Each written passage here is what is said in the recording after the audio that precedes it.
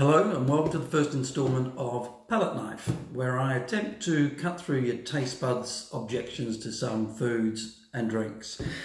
This series came about when a friend of mine, Drew, said that he had never eaten blue cheese. So I said I would put him on a course of 3 cheeses that will make him love blue cheese. And these are the 3 in front of you. The first we have is Blue Castello. It's a Danish cheese made from sheep's milk. That's enough of what I'm going to say.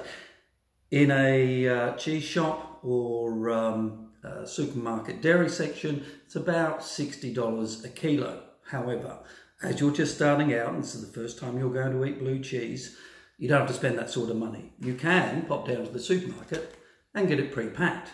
This one's from Aldi and it cost about $4.50 for 200 grams. So that's less than $25 a kilo, or half the price you're going to pay. What I love about this, very, very mild flavour on the blue, but really creamy, highly versatile blue cheese. It cuts well. You can see how soft it is and how light it is. Spreads very easily. And when you try it, it tastes like a classic cream cheese, and then you get this really subtle blue flavour coming through, and that's what you're looking for when you're eating a blue cheese. This is really subtle. It's kind of like an Asian umami flavour, if you think of that.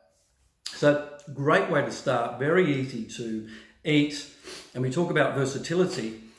I actually use this in salad dressing. So just your standard vinaigrette, oil, vinegar, squeeze of lemon, salt and pepper. Then about a half a teaspoon, whatever you want to get used to. Whisk that into the salad dressing. Superb with a green salad. Sits beautifully with apple, anything fresh, crunchy. And it just makes a salad dressing a little bit more special than just a straight vinaigrette or a mustard-based vinaigrette.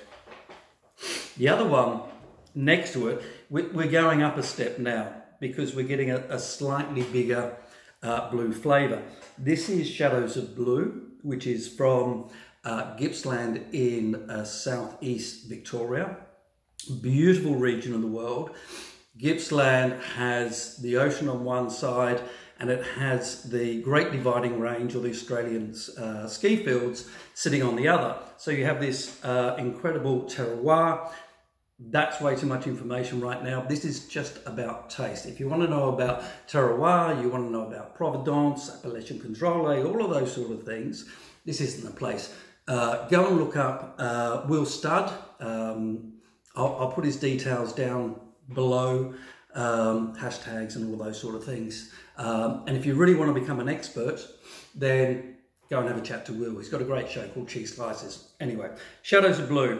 First tried this in about 30 years ago in the Yarra Valley. Never seen it before. It stood out on the platter.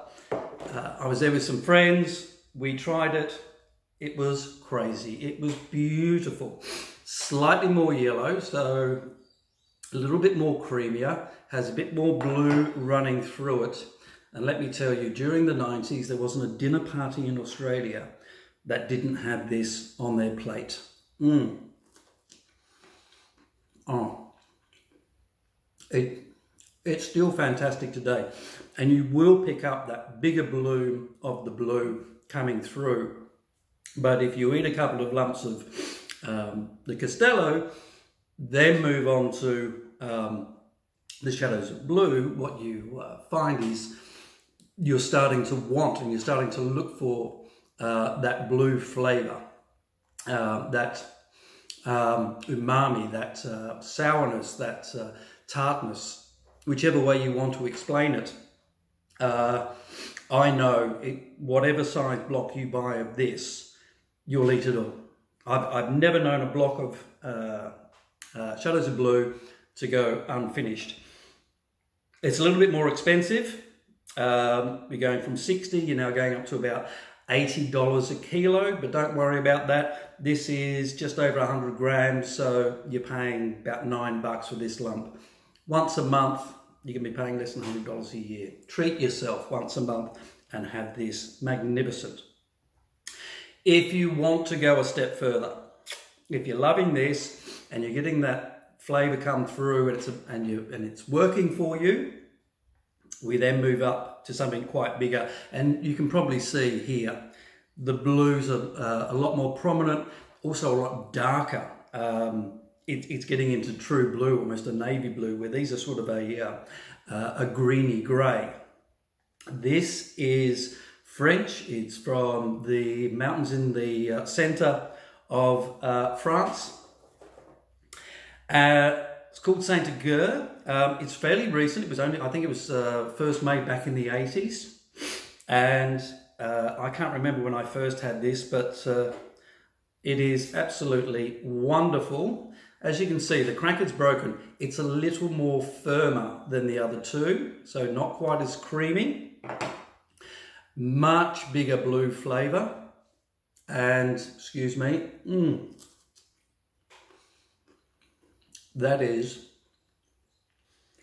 wonderful. If you can get to this point, if you can get up to Saint Agur and go, that is marvellous, blue cheese is open to you. You can go everywhere and anywhere. On the weekend, Drew came to me and said, I've just had this most amazing gorgonzola.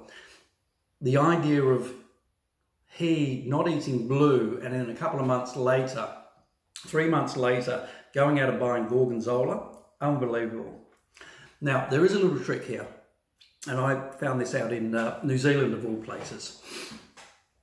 If this blue is too much of a jump for you, there is a way you can tone it down, and that is, believe it or not, with honey.